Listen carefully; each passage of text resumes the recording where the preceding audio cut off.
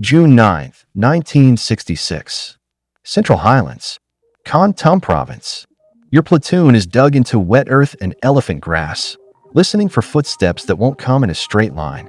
The danger isn't only the enemy in the tree line. It's what happens when the only force strong enough to save you is your own. Because in Vietnam, friendly fire wasn't a rumor.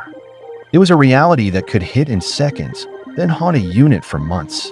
In this video, you're going to walk through 4 moments where U.S. units survived friendly fire that shocked even experienced troops. First, the one that forces a terrible question.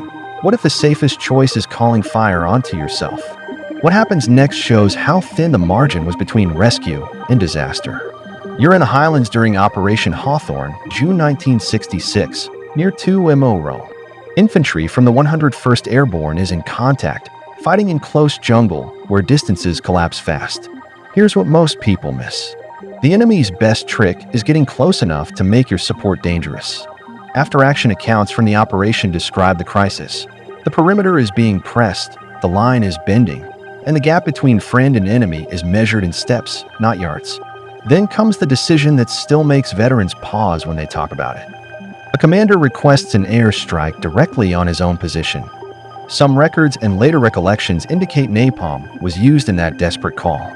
A veteran later recalled in plain terms that it wasn't hero talk, it was arithmetic. If the assault broke for even a few minutes, the company could live long enough to reset a line. The impact is immediate. Heat, smoke, screams that get swallowed by the roar of aircraft and the crack of rifles. Men fight through fire and confusion, trying to move wounded bodies just a few meters and still keep muzzles pointed outward.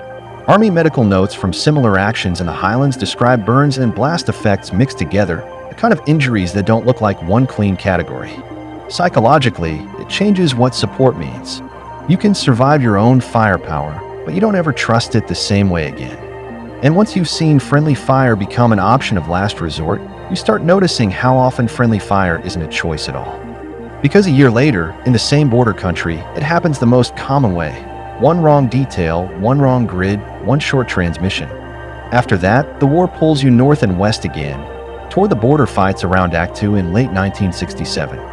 The terrain is steep, the canopy thick, the maps imperfect, and the radios never stop. This is where artillery becomes a lifeline.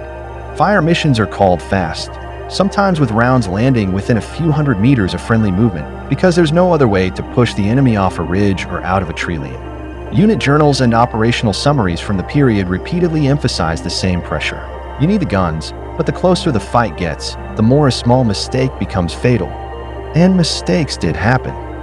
In one documented incident from that campaign period, a fire mission comes in and rounds land among friendly troops moving or forming a position. In these cases, casualty counts in different accounts can vary, and not every detail is consistent across reporting. What doesn't vary is the effect.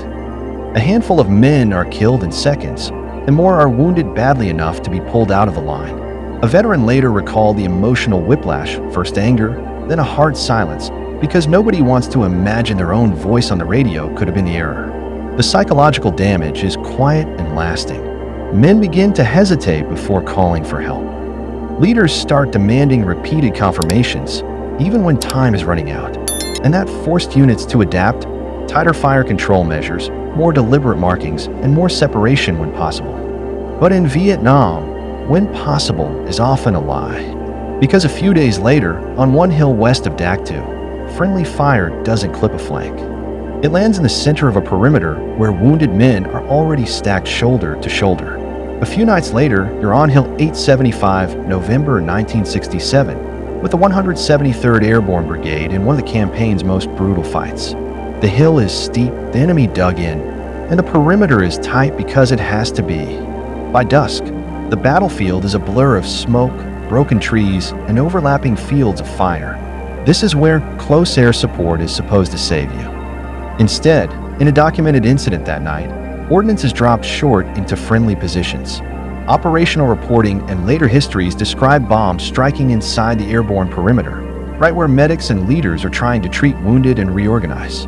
Casualty figures are reported with different totals depending on the source, but they consistently describe dozens of casualties, killed and wounded, inflicted in moments by a strike men to help. A veteran later recalled the shock as physical. Not fear of the enemy, fear of the sky. The kind of fear that makes you flinch at an engine note you once prayed to hear. The impact is tactical and psychological. Command and control is disrupted. Men who were holding on by discipline now have to hold on by instinct. And here's the part that carries forward. After Hill 875, units push harder for coordination, clearer marking, stricter clearances, more controlled runs. But the war doesn't stay on ridgelines. When the fight moves into a city, the risk doesn't go down. It gets worse. Because now friendlies are closer, the angles are tighter, and one short round can hit a room full of your own. Months later, you're in the chaos of 1968. The fighting shifts into urban terrain during the Tet Offensive, where a front line can be one street wide. In and around Hue, Marines and attached units fight block by block, with positions changing by the hour. Smoke hangs low. Observation is limited. Friendly forces are often within tens of meters of enemy-held walls. Marine operational summaries from the battle describe the constant reliance on supporting fires and the constant danger of those fires in a crowded city. In one recorded incident from the campaign, the strike falls short among friendly Marines.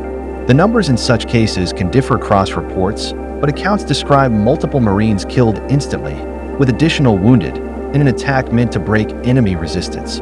A veteran later recalled the awful pause afterward, men looking up without blame, just the hard understanding that the margin is gone. In a city fight, you can do everything right and still be too close. Psychologically, it changes how you request help. Every call becomes a debate inside your own head. Do I risk my own or let the enemy keep firing?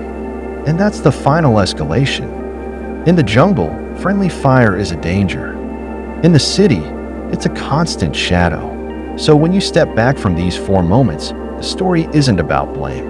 It's about conditions. Tight terrain, bad visibility, rapid movement, radios under stress, maps that didn't match the ground.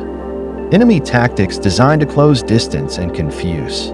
After-action reports across the war repeatedly show what units tried to do about it. Better marking, stricter clearance procedures, more deliberate coordination between air, artillery, and maneuver. But even with improvements, the truth remained. In Vietnam, your own firepower was often the strongest shield you had, and sometimes the sharpest edge. The men who survived didn't just carry scars and missing friends. They carried a new kind of caution, a quiet knowledge that on certain days, danger could come from the same direction.